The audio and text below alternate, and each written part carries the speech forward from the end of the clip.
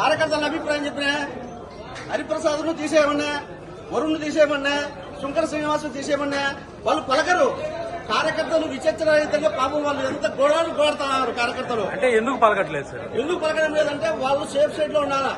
వాళ్ళు వ్యాపారవేత్తలు, బిజినెస్ ఉన్నాయి, బిజినెస్ ఉన్నాయి.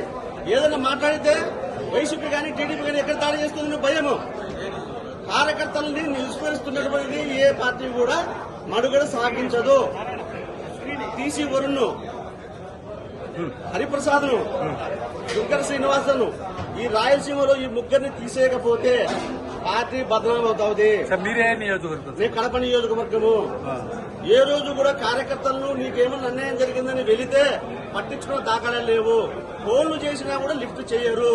వాళ్ళు ఎంతసేపు ఉన్నా అధిష్టానం దగ్గర చుట్టూ చక్కర్లు కొడతారు తప్పితే కార్యకర్తల మనోభావాలను అర్థం చేసుకుని, సమస్యలను అర్థం చేసుకుని వాళ్ళ ఇళ్ల దగ్గరికి పోయి పరామర్శించేటువంటి పరిస్థితులు లేవు.